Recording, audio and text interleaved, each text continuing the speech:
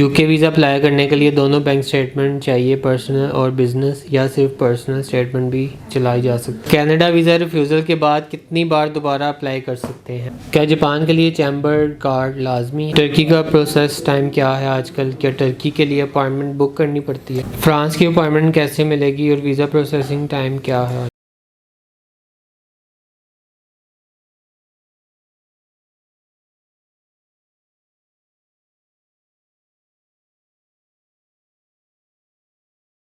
बिस्मिल्लाहिर्रहमानिर्रहीम व तुइज़्ज़ु मन तशा व तुज़िल्लु मन तशा। अस्सलामु अलैकुम। उम्मीद करता हूँ सब देखने वाले खैर खैरियत से होंगे। आज फिर मेरी टीम ने कुछ क्वेश्चन जो इकट्ठे किए हुए थे, हमारे जो क्लाइंट्स हैं उनकी कुछ क्यूरीज थी, तो मैंने सोचा एक वीडियो बना के सबको इन्फॉर्मेशन जो है शेयर कर दी जाए। तो जुनेद साहब चले स्टार्ट करते हैं उससे। यूके वीज़ा अप्लाई करने के लिए दोनों बैंक स्टेटमेंट चाहिए, पर्सनल और बिजनेस, या सिर्फ पर्सनल स्टेटमेंट भी चलाई जा सकती है? देखिए, यूके वीज़ा अप्लाई करने के लिए आपकी पर्सनल बैंक स्टेटमेंट हो और कंपनी बैंक स्टेटमेंट होता है वो भी अप्लाई हो सकता है। अगर अकेली आपकी पर्सनल स्टेटमेंट है तब भी वीज़ा अप्लाई हो सकता है, इसमें कोई जो है हर्ज नहीं है। हाँ, अकेली पर्सनल बिजनेस स्टेटमेंट पे जो है थोड़ा मुश्किल हो जाता है, पर्सनल स्टेटमेंट होना ज़रूरी है। कनाडा वीज़ा रिफ्यूज़ल के बाद कितनी बार दोबारा अप्लाई कर सकते हैं? कनाडा का वीज़ा रिफ्यूज़ल के बाद आप जितनी दफ़ा मर्ज़ी उसको अप्लाई कर सकते हैं, मगर अगर आपका एक दफ़ा रिफ्यूज़ल हो गया हुआ है तो आपने उसको दोबारा रीअप्लाई क्यों करना है? रीअप्लाई आप उस सूरत में करें जब आप अपने प्रोफाइल को थोड़ा सा अपग्रेड कर चुके हुए हैं। कैसे अपग्रेड कर चुके हैं? आपकी अगर पहले आपका किसी भी क्राइटेरिया पे आपका वीज़ा रिफ्यूज़ हुआ है तो फिर आप अपने को ट्रैवल हिस्ट्री को जो है थोड़ा बेहतर कर लें, किसी और कंट्रीज़ की अपनी ट्रैवल हिस्ट्री को ऐड करें, उसके बाद कनाडा को रीअप्लाई करें। उसी प्रोफाइल पे रीअप्लाई करेंगे तो फिर वीज़ा रिफ्यूज़ होने के चांसेस ज़्यादा हैं। हाँ, आपके बैंक स्टेटमेंट में बैलेंस कम था, ट्रैवल हिस्ट्री आपकी इनफ थी, आपके ख्याल में काफ़ी है ट्रैवल हिस्ट्री आपने ट्रैवल किया हुआ है, तो आप फिर अपने को बैंक स्टेटमेंट के बैलेंस को थोड़ा सा बेहतर कर लें।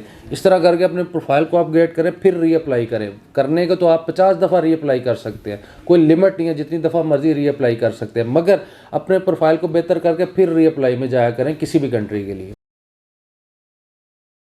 क्या जापान के लिए चैम्बर कार्ड लाजमी है? जापान के लिए चैम्बर कार्ड लाजमी नहीं है। चैम्बर कार्ड जो है वो एक सपोर्टिंग डॉक्यूमेंट, अगर आपके पास है तो अच्छी बात है, अदरवाइज़ उसकी कोई ऐसा जितनी ज़रूरत नहीं होती। हो तो बहुत अच्छी बात है, मगर ज़रूरी नहीं है कि उसके बगैर आपका वीज़ा जापान या किसी और कंट्री में अप्लाई करें तो वो वीज़ा नहीं लगेगा। ऐसा जैसी कोई बात नहीं है। अगर आप बिज़नेस कर रहे हैं तो बिल्कुल उसको चैम्बर के कार्ड को, मेंबरशिप को बनाया करें। जापान वैसे भी जो है वो एक्सेसिव डॉक्यूमेंट नहीं मांगता, ज़्यादा डॉक्यूमेंट जैसे अक्सर होता है, गाड़ी का डॉक्यूमेंट है, प्रॉपर्टी का डॉक्यूमेंट्स है, हम लोग अदर केसेस में जैसे शेंजन में हम लोग अब लगा देते हैं, एम्बेसीज जो है वो उसको एक्सेप्ट करते हैं। जापान जो है वो कोई भी फालतू डॉक्यूमेंट जो है वो रिक्वायर नहीं करता। टर्की का प्रोसेस टाइम क्या है आजकल? क्या टर्की के लिए अपॉइंटमेंट बुक करनी पड़ती है? टर्की का प्रोसेसिंग टाइम वैसे तो 7 से 10 डेज़ है, मगर इन सम केसेस जो है वो 20 डेज़ तक भी जा रहा है, और इसके लिए कोई अपॉइंटमेंट बुक नहीं करनी पड़ती। आपने सिर्फ फ़ाइल बनानी है, जाना है अनातोलिया में, वहाँ जाके अपने फ़ाइल सबमिट करवानी है, वॉक इन सबमिशन है इसकी। फ्रांस की अपॉइंटमेंट कैसे मिलेगी और वीज़ा प्रोसेसिंग टाइम क्या है? फ्रांस का जो है वीज़ा का टाइम जो है 14 डेज़ है, 14 दिन के अंदर उसका जवाब आता है। एक रिसेंटली हमारे क्लाइंट थे, वो हस्बैंड वाइफ ने अप्लाई किया था, वो 10 डेज़ के अंदर उनका वीज़ा लग के आया था। ठीक है, और इसकी अपॉइंटमेंट के लिए अमेरिकन एक्सप्रेस को ईमेल करनी पड़ती है। आप अपनी डिटेल एक ईमेल लिखते हैं, एक ईमेल एड्रेस होता है, उस पर आप ईमेल करते हैं कि हम इतने लोग हैं, इतनी लोगों की हमें अपॉइंटमेंट चाहिए विज़िट के लिए। आप उसको ईमेल करते हैं, वो हर हफ्ते आपको ईमेल करनी पड़ती है, इवन एवरी फ्राइडे आपको ईमेल करनी पड़ती है लाहौर वालों के लिए। तो वो आपको 1 या 2 या 3 हफ्तों के बाद रिप्लाई करते हैं, जब स्लॉट अवेलेबल होती है कि आप आ जाएं, आप इस डेट पे आके अपनी अपॉइंटमेंट जो है वो ले लें। फिर आपने अमेरिकन एक्सप्रेस के ऑफिस जाना है, ईजे के ऑफिस जाना है, ओरिजिनल पासपोर्ट लेके जाने हैं। वहाँ पे 3,300 समथिंग रुपीज़, 3 से 4 हज़ार के दरमियान उसकी ऑन एवरेज फ़ीस है पर अपॉइंटमेंट, वो आपने पे करनी है और वहाँ से अपॉइंटमेंट लेके आनी है।